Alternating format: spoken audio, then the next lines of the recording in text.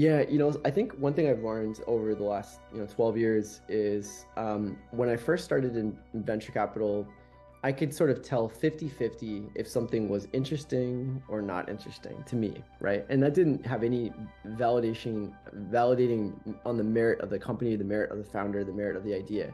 The idea could be an amazing company, amazing founder, but it just wasn't interesting for me, right? And so for me, I was able to kind of say 50-50. This stuff looks interesting. This stuff I'm not so sure about.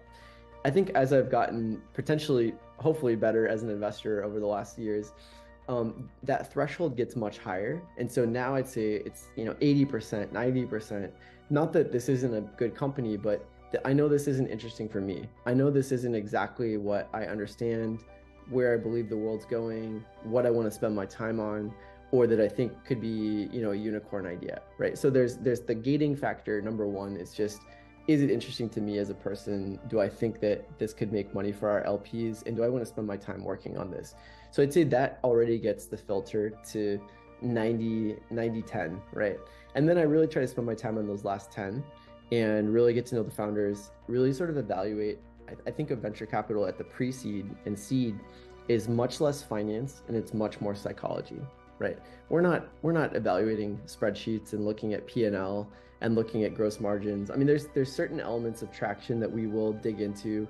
We really like to look at, over time, can this person find sustainable, customer acquisition cost? Is the LTV potential, the lifetime value potential, far in excess of what their CAC will be?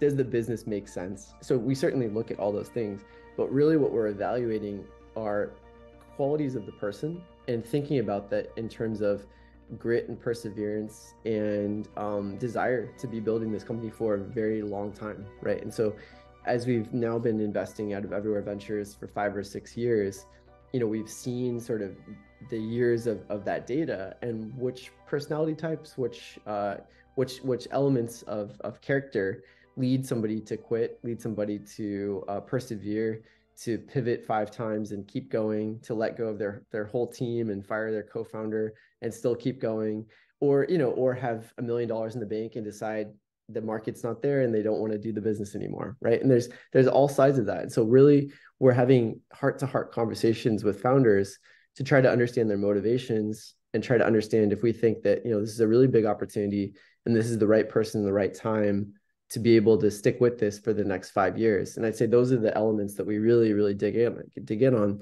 And sometimes those are things that you can get to quite quickly. You might have 2 conversations with somebody and say, well, this really feels like the type of personality, the type of grit, perseverance, energy that is moving in a direction that I know even if this business doesn't work perfectly, I can see the fire in their eyes that they want to make this happen. And it might be the second or the third or the fourth idea, but they're going to keep doing it, right?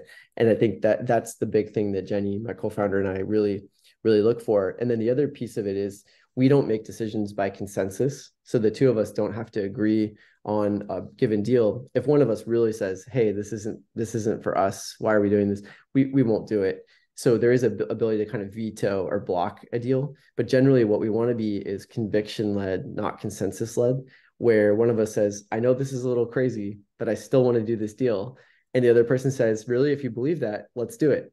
And so there's a heavy trust around conviction, but it's not sort of to the lukewarm consensus where we're both like, hey, do you want to do it? Do you want to do it? I don't know. Do you want to do it? Then we just say no, right? So that's kind of how we have a process at the early stage, but it really leans on a lot of our network. If it's a domain that we don't have sort of A+ expertise in, we're very quickly talking to 5 founders in that sector, most of whom are our LPs or our portfolio companies already.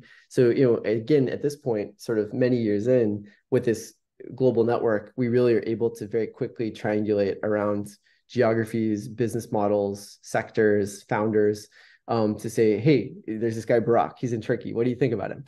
And, we'll ask 10 people that. And so we'll very quickly triangulate around a business through our LP network mostly.